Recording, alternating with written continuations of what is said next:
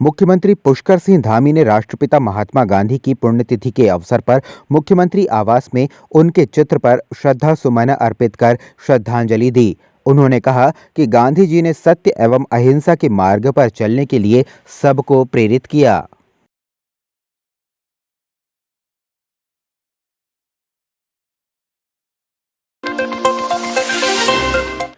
राष्ट्रपिता महात्मा गांधी की पुण्यतिथि के अवसर पर कांग्रेस आज जीतेगा भारत हारेगी नफरत अभियान के तहत सर्वधर्म प्रार्थना सभा और शहीद सम्मान मार्च का आयोजन किया गया।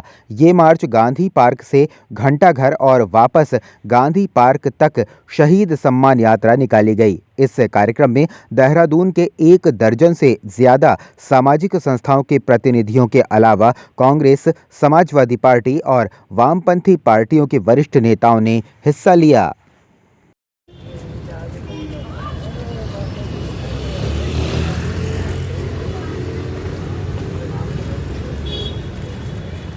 इसमें जीतेगा भारत हारेगी नफरत नारे के तहत, क्योंकि राहुल गांधी जी पूरे देश में भारत जोड़ो न्याय यात्रा निकाल रहे हैं और हमने पहले भी कहा था हम जीतेगा भारत हारेगी नफरत।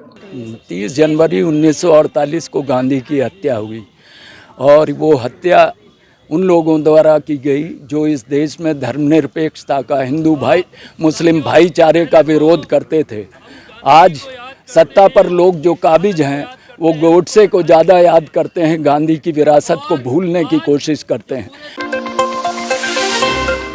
देहरादून के कांग्रेस मुख्यालय में राष्ट्रपिता महात्मा गांधी की पुण्यतिथि के अवसर पर यूथ कांग्रेस के द्वारा कुछ युवाओं को ज्वाइनिंग कराई गई। यूथ कांग्रेस के प्रदेश प्रवक्ता नवीन रमोला ने कहा कि आगे भी हमारे युवा कांग्रेस पार्टी को आगे बढ़ाने का काम करेंगे। उत्तराखंड सरकार की जितनी भी नीतियां हैं वे युवा विरोधी हैं। युवाओं को जोड़ने से आने वाले लोकसभा चुनाव में भी इसका फायदा हमारी पार्टी को मिलेगा। हमारी पार्टी को सरकार की दमनकारी नीतियों के खिलाफ लड़ना है। हमारे देश के राष्ट्रपिता महात्मा गांधी जी की पुण्यतिथि है, तो आज मैं पहले उनको याद करूंगा और उनकी विचारधारा और जो उन्होंने हमें विचार दिए हैं उस विचारों पे आज का युवा जब विश्वास करता है तो बहुत ही खुशी होती है। और बहुत ही खुशी की बात है कि आज उनकी पुण्यतिथि के दिन जो हमारे जो युवा साथी हैं उन्होंने जो है कांग्रेस और यूथ कांग्रेस में आके जो है यूथ कांग्रेस को आगे बढ़ाने का काम भी हमारे युवा साथी करेंगे। मैं काफ़ी टाइम से सोच रहा था, विचार कर रहा था कि मैं किस विचारधारा की तरफ अपना समर्थन दूं।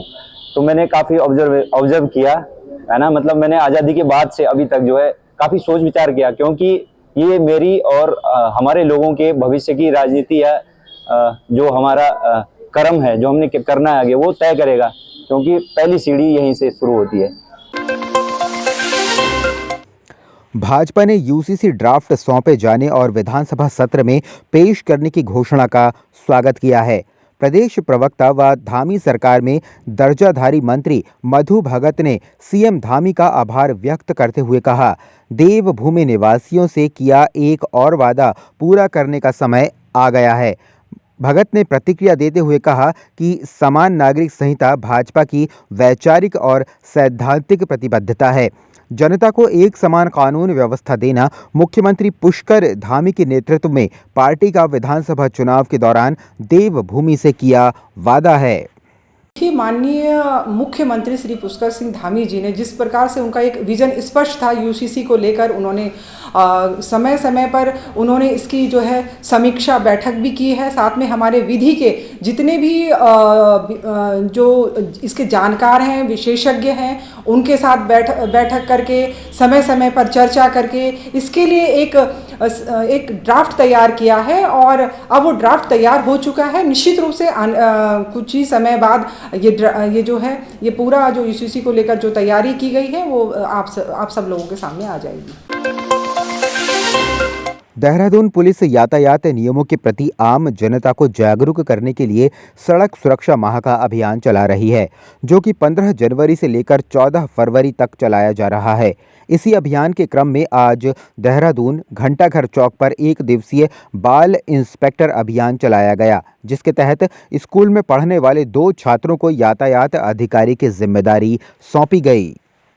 सड़क सुरक्षा का जो पूरा ये मास है, इसमें जो इन्फोर्समेंट की कार्रवाई, जागरूकता की कार्रवाई और नए नए इनोवेटिव तरीके यातायात पुलिस द्वारा इजाद किए जा रहे हैं, जिससे कि आम जन इस पर जो उसको देखे और समझे भी, और ये जो उल्लंघन होता है उसको उल्लंघन ना हो, और साथ ही साथ जिस तरह के जो नियम होते हैं उसका पालन किया जाए। क्योंकि इस जागरूकता के तहत जो हमारे 2 बालक हैं, जो अभी एक सीपीओ इंचार्ज और एक ट्रैफिक इंस्पेक्टर बना, जिसके द्वारा आज खुद गाड़ी में रहकर और जगह जगह जो वायलेशन होते हैं उसको एक चालान की प्रक्रिया सिर्फ एक दिखाने के लिए है। इसका पीछे मकसद यही है कि जो लोग उल्लंघन करते हैं, कम से कम वो पुलिस की बात नहीं समझ पा रहे, इतना हम लोग समझाते हैं। तो हो सकता है इन बच्चों के माध्यम से एक मैसेज जाए, पॉजिटिव मैसेज जाए, और जो आम जन की जनता और जो ऐसे लोग भी देख रहे हैं उनको भी एक अच्छा मैसेज जाता है।